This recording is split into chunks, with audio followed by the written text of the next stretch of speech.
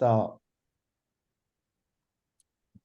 Hi, everyone, and welcome to our 7th Fida Awards commendation for the Culture Vulture. This was an interesting sort of sector for different ways of looking at documenting, looking at culture today, using the illustrator like a magpie, and they go around scouring for imagery, and then from that looking at of culture today, and from that reference images sort of create their own documentary version of what they see today in the world. So I thought this was really a good sort of brief to get people really thinking outside the box, what it is to look at culture today. And we got some really good results. So I'm just going to share my screen so we can have a look at the works. Let me just open up the correct page.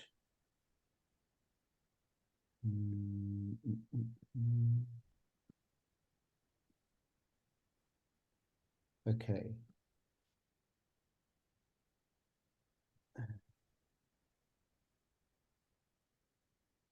Lovely.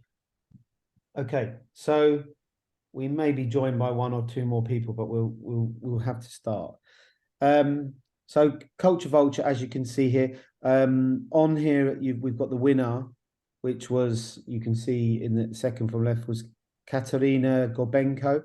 We interviewed her 2 days ago, and we've got some. She works as an art director. Her background is mainly, I guess, digital and art direction, and she's worked for brands like Nike, and she worked for a really interesting company called Rosie Lee, which is a really experiential ad agency. And she's always been kind of pottering away and sending working, and she did this lovely monochromatic image, so it's great to see that work. But these pieces here, I guess the feedback we got this year was that the work was very diverse and very different, and it didn't have a feeling of anything looking the same.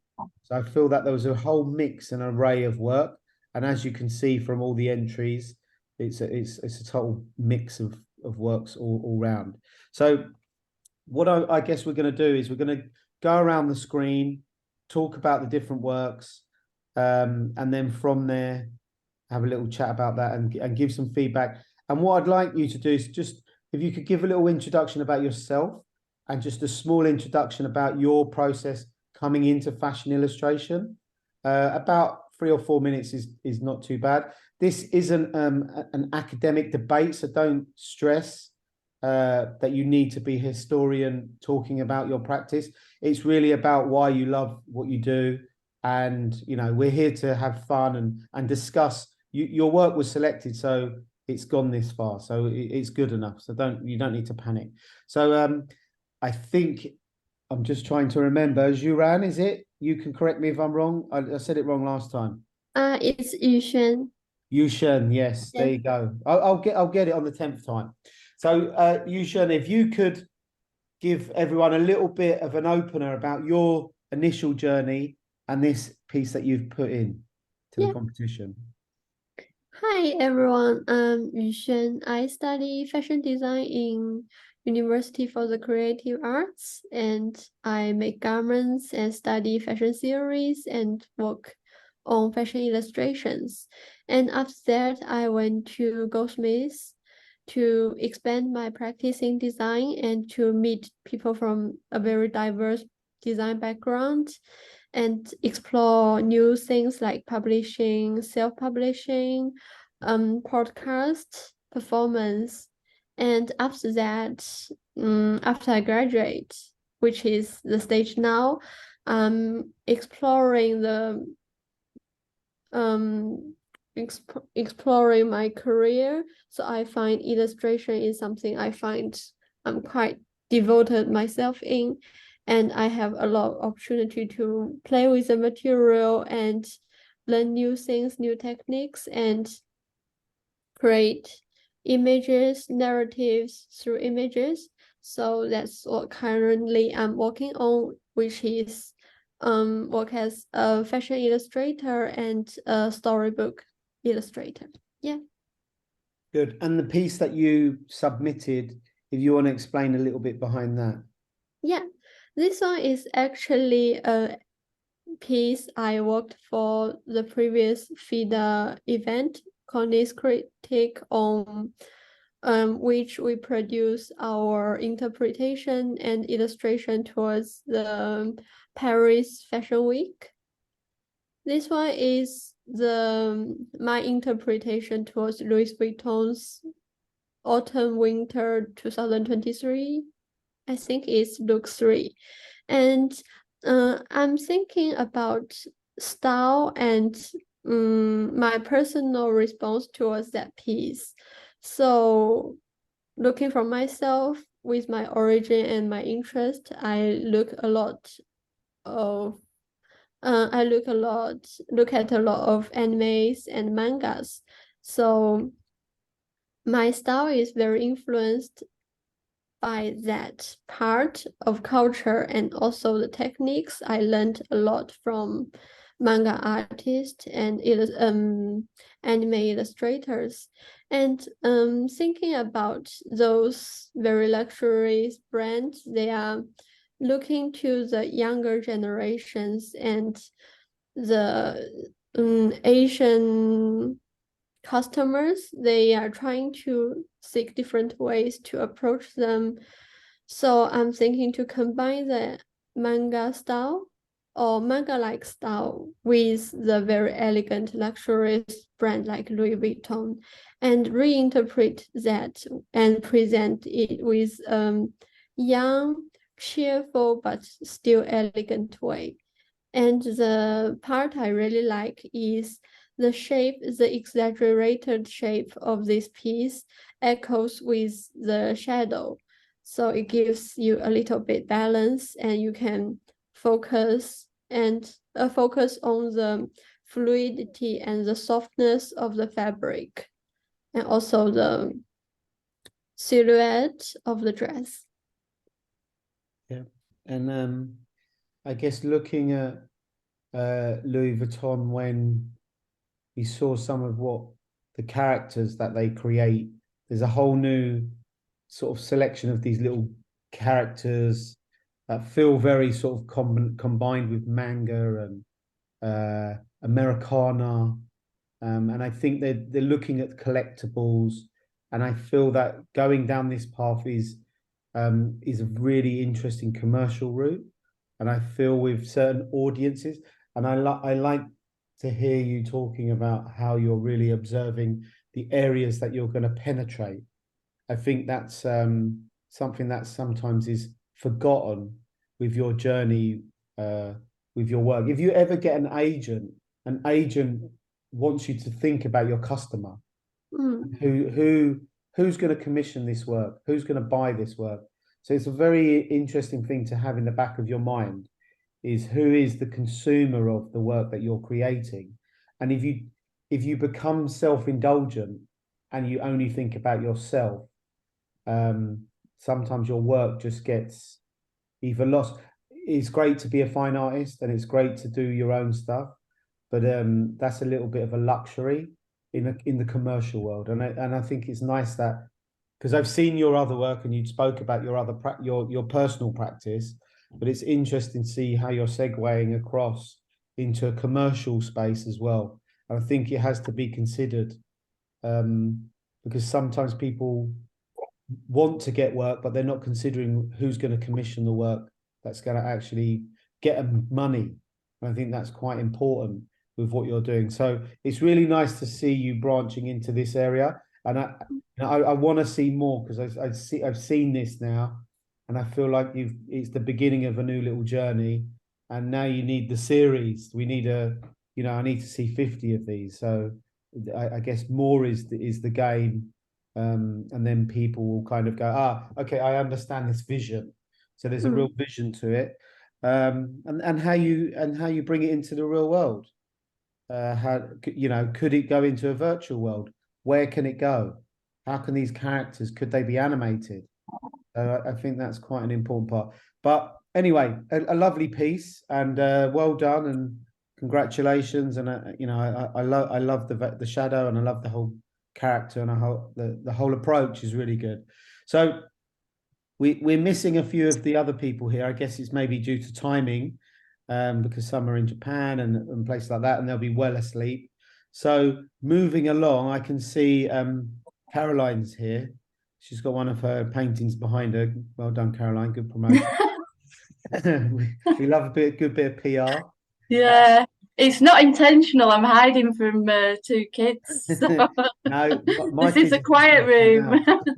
That's the way to do it. Yeah. So if I guess a quick explanation about you, and then kind of discuss these two pieces that you've put in and got sort of commended.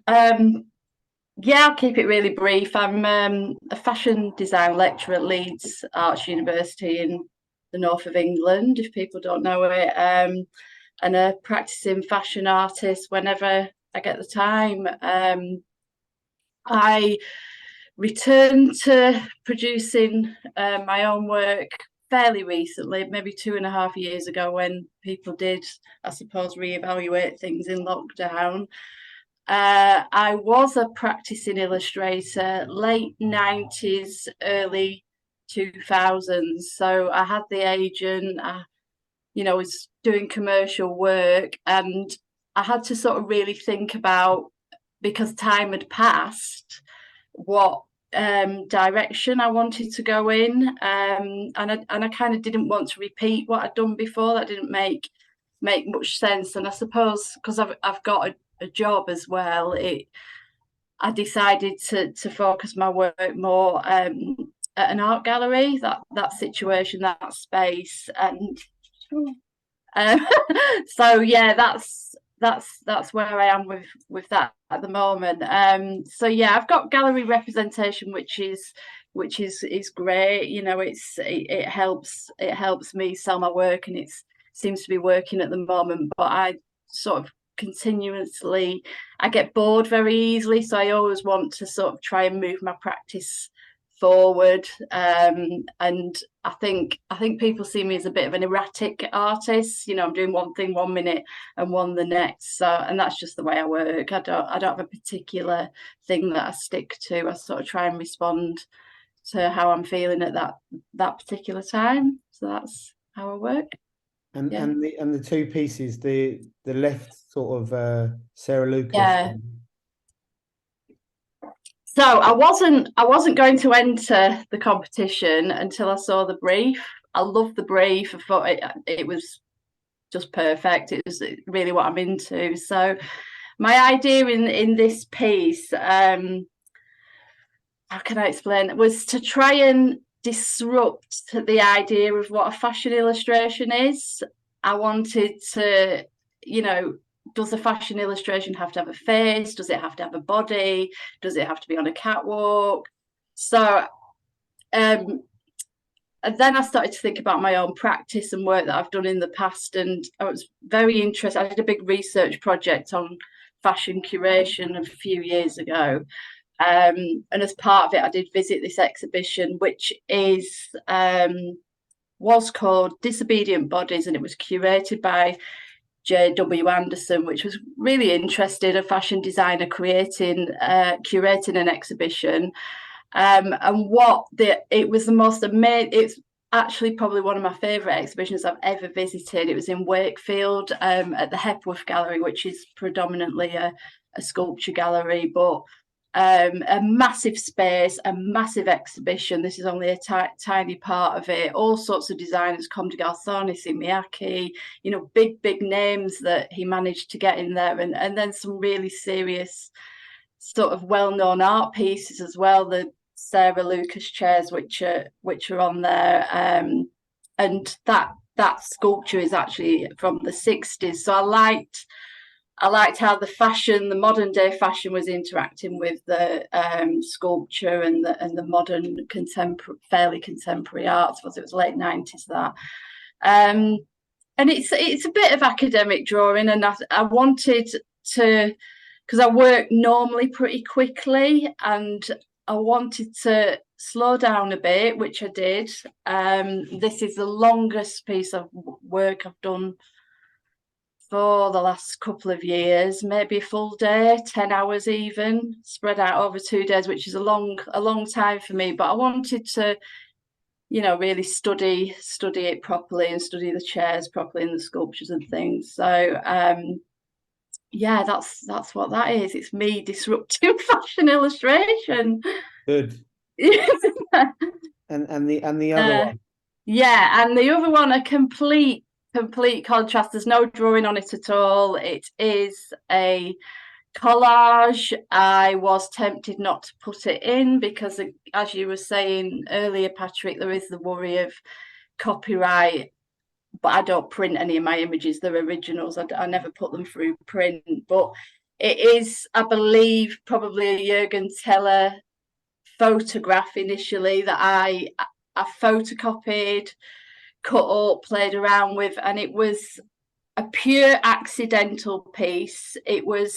I'd printed these copies out for the students to draw from, and it was the last session before Christmas, and they didn't want to draw. Basically, they were first years, they'd had enough. So I had to sort of freestyle a bit in the afternoon and say, right, let's stop drawing, let's do some collage.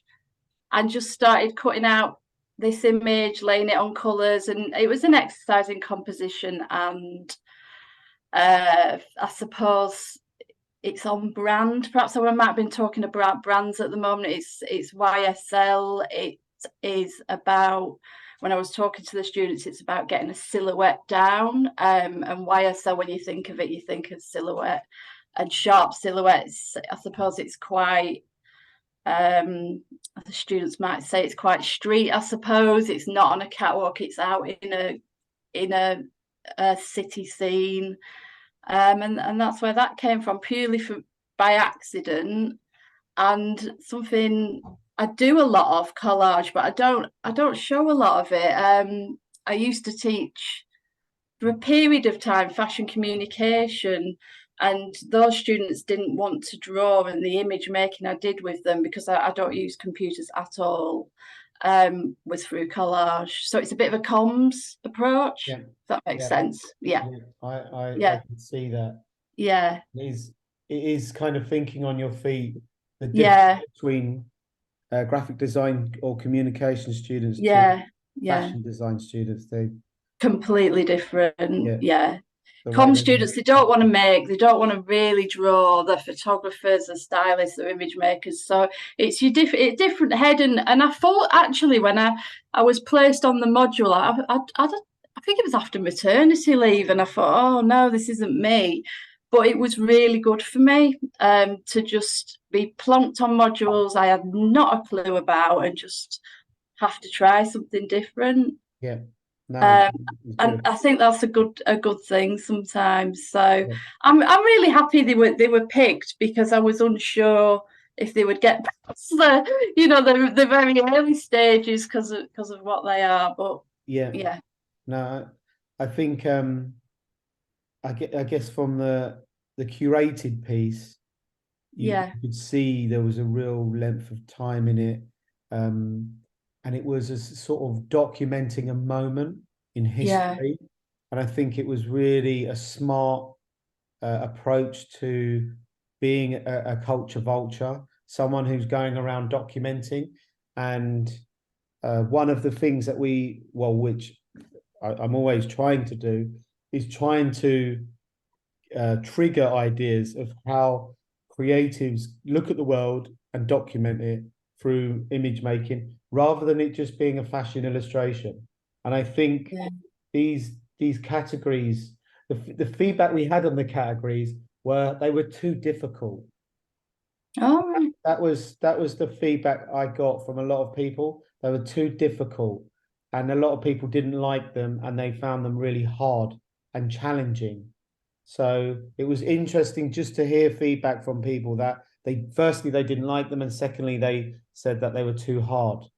And I think that it makes me try to understand what fashion illustration is about. Yeah, I mean, I'm going through that because I'm doing all this research at the moment. I am sort of what is it about? What is the future of it? Has it become a bit saturated? Is there too much similarity? So I question a lot anyway, but yeah, so that's the thinking behind those. It will be interesting to see how it goes in the future. A good test, which I Yeah, like to I see, is the response you get through Instagram to different posts. yeah, It's fascinating to see if you put up a realistic image that people understand, you'll get lots of likes. The minute yeah. you do something that's a little bit quirky and a little bit against the grain, you'll get no response, no feedback. You'll be depressed, and you'll Yeah, be upset. And it's really, really super fascinating to see yeah. who the audience is Yeah, and the feedback that yeah. you get. I think you're so right. I know that I could get, I don't know, 250 likes with a certain type of fashion illustration, but I'm not going to do that if I don't want to do it. Yeah, You know, I think, but then I suppose I'm in a situation where I've got a job as well, so I can, you know, if it doesn't sell, it's all right. If it does, yeah, brilliant. yeah. Yeah, yeah, It's an interesting playground, yeah, and I think some people really want to be that they really care about that, and they're willing to kind of go, okay, here's the sorts of things that really sell, and this is the work that I need to create. You know, you've yeah. got your sort of Cecilia Karlstedt, you've got that watercolory effect with people putting it on the paper and blurring it out. You know, there's lots of that happening out there. Yeah, yeah, and they're great, those artists, and but I see a lot of similarity, and there's a group of them that are all actually very good. Yeah. But I find their work. I suppose I remember Mats Gustafsson, and I Yes. just instantly I can't get away from that. Yeah. And this isn't a criticism of the artist. I just think there's quite a lot of similarity. Whether that's a place for this discussion, maybe Yeah. not. No, but it Yeah, is about yeah, culture, and it's about looking, yeah. and it's about being disciplined, and we do get lots of feedback from illustrators who feel that, oh well, this is my territory, and Yeah, everybody's stepping into my territory, and I'm like, yeah, well, that's anyway, that's a massive conversation, but yeah. anyway, so moving on. So Lewis, um, I guess it's great to see you on here, and I know you've got a whole array of art, a whole sort of different styles, different techniques. You're like Caroline's saying, jumping from one stone to another. And I guess what will be interesting is one, explain something about you and your practice, and then explain something about this piece that you submitted. Yeah, I'm a fashion designer and illustrator. I live in the middle of the Caribbean in Santo Domingo. I've been teaching for the last 20 years, either fashion or drawing for fashion. And basically my practice, I retook my practice because of COVID, because of the lockdown, because all classes went virtual, and all of a sudden I found myself with huge amounts of time and nothing to do. So what I did was that I started taking online classes, figure drawing classes, and I fell in love again with drawing. I've drawn all my life since I can remember, but I went into fashion because I really hoped to not make clothes in a way, but understand why people wore the clothes that they wore, you know? And I guess that brings me to the pieces. When I read the brief, I immediately knew that I wanted my images to look real, you know, not drawn, but to communicate something real. I started by researching the meaning of the word luxury, you know, the different meanings of what luxury was supposed to be. And they all had this thing in common that said that luxury was something that wasn't necessary. So that brought me to thinking of two, I don't know how to say this, folk characters that we have in the Caribbean. One is a lady called Barahita, and the story goes that she wanted everyone to know how rich and wealthy she was. And so she would wear all of her stuff, layers of, gloves and purses and shoes all at once. So that everyone could see, how wealthy she was.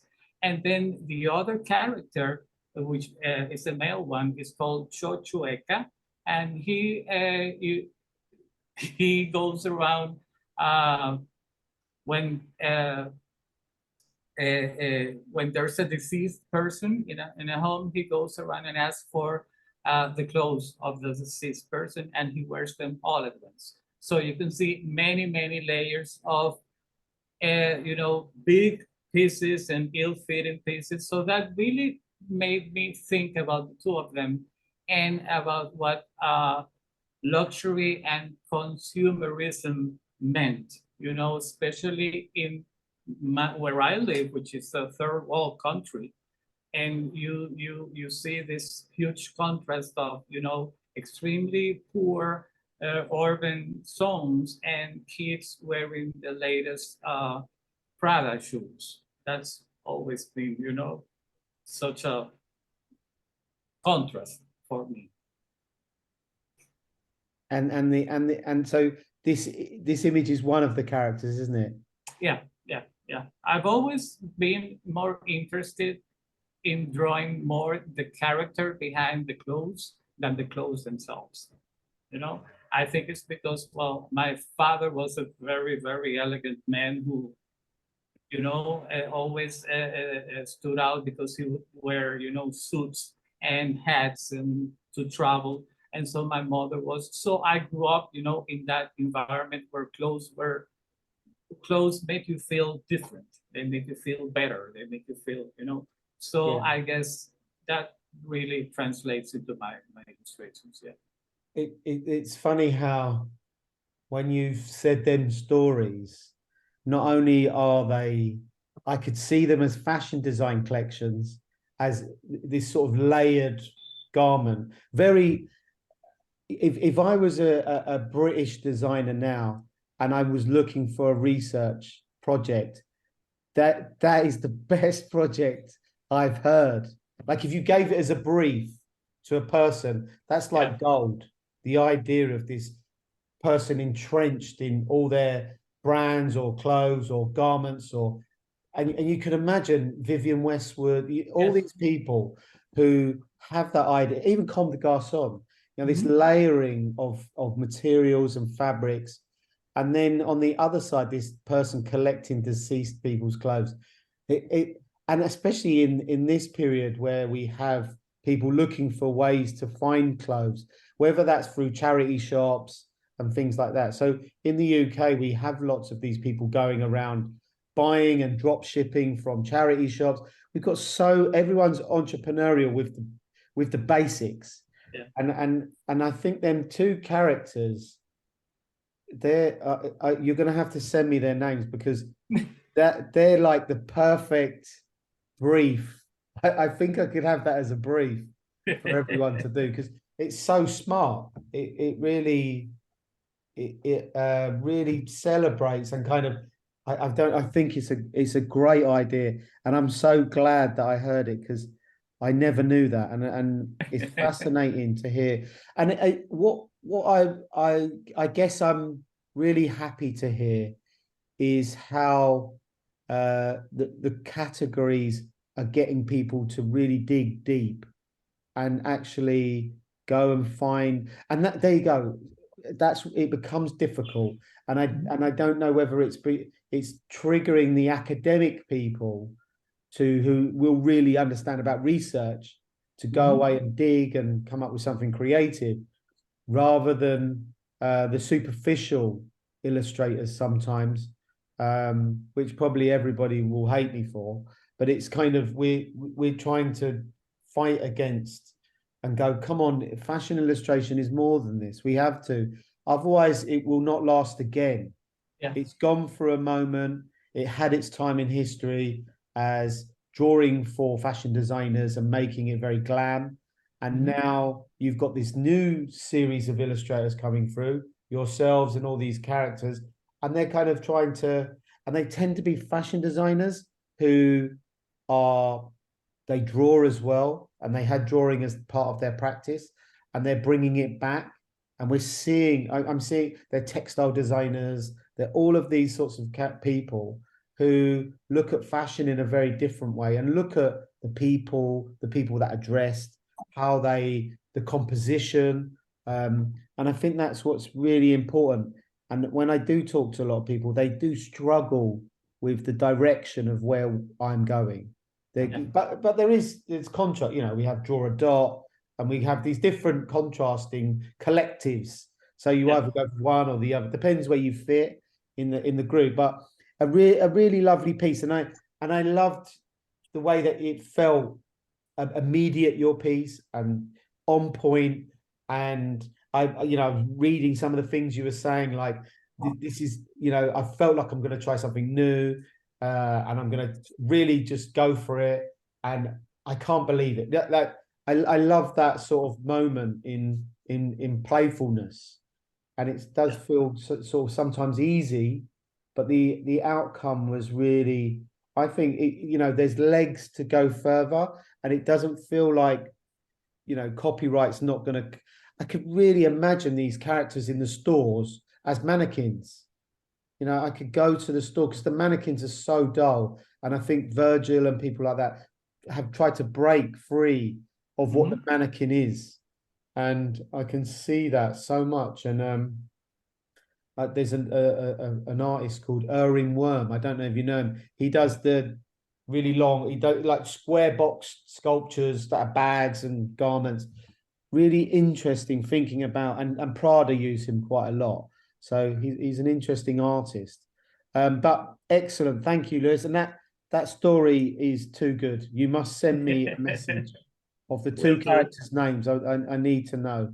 Sure. You've sent me on a research plan now. Right. So not last but not least is Katie, and I guess Katie, nice to see your work in here. The animation has been on the website, so I guess if anyone wants to see the animation, they could go here and I guess explain a little bit about yourself and then the piece that you submitted and the angle that you took. Okay, so unsurprisingly, I also come from a fashion design background, and I have always drawn, and that's always been I love the research and I love the drawing, and that was always the most important thing to me when I did my MA and my BA. So I've always done that, and then I went out into industry, and then I've spent sort of like the last decade sort of working with woven textiles and tartan and an artisan mill. So everything's made from scratch and by hand. And I guess that process of making something's really, really important to me. And then after I had my girls, I started going back into the drawing side of things, and it just become more and more important to me, and I couldn't believe that I'd lost it for so long, so I just needed to revisit it. And then that kind of took me onto a bit of a journey of I've started teaching again, and I love the interaction with creatives and young minds, and they teach me, and I love that social interaction. That's really important to me. So when I saw Culture Vulture, that was always going to be the thing that I went for, because I'm really, really interested in where fashion, and I guess for me as well, the idea of high end and perfection sits in the market, and I'm really, for me, I'm not so interested in digital perfection. I'm interested in where things don't sit right, so where the imperfections are and where the flaws are and where I guess the mistakes and the messiness is, and that's the thing that drives me. So for a while I've been kind of wanting to do a little animation or a little GIF, because it's something I'm always really drawn to, and I really like the idea of moving imagery.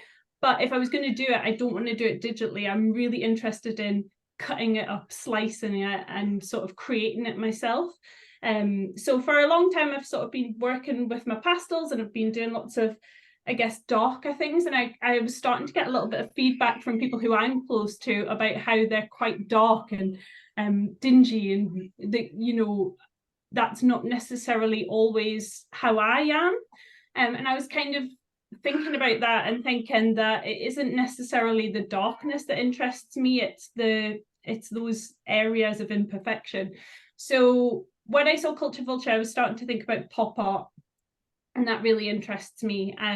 So for me, pop art is music, celebrity, and then that got me thinking about celebrity endorsed beauty brands. And this piece is based on Pleasing, which is Harry Styles' nail varnish brand, which I find fascinating that Harry Styles has a nail varnish brand now. But all of the visuals that go along with that are pleasing. It's almost too good to eat. It's very glossy, it's very print saturated. So I just started playing with the imagery and cutting it and slicing it and making it handmade, and that's sort of what's led to it. So it's a very analog sort of 90s animation, and that's what I'm kind of interested with it, I guess. Yeah, no, Yeah. it was a great piece, and a few of my friends, when I did my MA, one of the external examiners was actually my friend, so it felt totally corrupt. And we ended up just talking. Alex Williamson, I don't know if you know him, Caroline, but he did. He was a very good printmaker, and he's just done the videos for Noel Gallagher's performances. He's working with another illustrator called Tim Mars, who does very graphic illustrations, but they're doing it all analog. It's all analog made, and it has that very old school, gritty photocopy look, which I guess is a bit in Caroline's as well. So like the photocopy is running out of ink, all of that sort of nostalgia is in there. And I guess some students are pining for that because they've never used a photocopier that runs out of ink, or it doesn't print correctly, and they have a mental breakdown where we're all going, that's excellent, let it break again, or put the paper through twice. You're constantly experimenting where they're kind of not finding the beauty in the mistakes. And I feel that sometimes the youngsters or we're guiding them through our process of error and trial and error, where theirs is like producing a final product all the time as if it has to be perfect. So it's this trying to rein them back and understand the imperfections sometimes create something quite nice, where they might go, what's this filter on Instagram, which is VHS, where we're like, that was a crusty videotape and it didn't work, and I put it in my tape recorder, and they don't understand some of that. So they haven't seen the nostalgia of that, because digital's come in, so it's all about hyper real, hyper quality, hyper finishing, and it lacks a little bit of the hand touch. And I think with your piece what was great about it, I loved the stop frame. I thought it was great. Everybody really liked it. And I thought we're seeing Peter Paris, he's doing lots of analog animation as well. So it's good for him to have a bit of a rise coming back. I interviewed him, and he was talking about design and future and so on. So a fascinating outcome, and I really thought this was a great piece, and it's great to hear like the story behind it even more. It sort of celebrates your idea even more, and I know both your techniques, and for me, I was always pushing you to go even darker and more aggressive with the technique. It's always funny. I still love it, but sometimes you need to just do something completely different, don't you? And it almost informs the other one without you realizing at the time. So you just need to do it and go with it, I think. And I think you'll see the benefits of both. And I feel it's sometimes a bit refreshing to just go sit that over there, and I'm going to try something new. And it's a good thing. You know, I'm doing stuff with type, I'm doing woodcuts, lots of stuff. So it's not, I'm no different from you. I'm in the same boat. There isn't an ultimate plan, it's just a journey. So it's been good, and it's good to see you doing these. And I thought they were quite refreshing. That was my personal feedback for myself, was when I saw these, I really loved them, and I thought it was a nice departure. They felt more commercial, which is good. Yeah. And I could see where they could be used in the commercial world, and how you could imagine brands like Marc Jacobs, Daisy, and people like that easily using what you've created. So I thought these were fascinating pieces. So, you know, it's just a case of do more. You did some for Chatinda, which was great, and I feel like now you've got a little body of work happening, and you're bringing in hand drawing with collage. You're starting to mix it up, which I think is nice. Yeah, I wanted a bit more depth. So the minute I'd finished this, I was like, I see where the potential is. I know where I need to take it, but it's getting time. No. It's the hard part is time. Yes. And I know Caroline's the same. She gets 30-second break. She does another painting. Another piece of work comes out of the drawer. So so well done. You know, these were great pieces of work, and it's a shame we couldn't get the other people, because I know their timing was out with time. So I guess it's too late or in the morning for them, because they're Asia or Japan or somewhere like that. So thanks for coming on, and well done, and you know, get back to dinner or whatever your next plan is. And I think I've got another talk in about 15 minutes. So but thanks, and great work, and thanks for taking this brief on. You've done a brilliant job. Thank you. Well done. Bye. Have a good night. Bye-bye. Thank you. Bye-bye. Bye.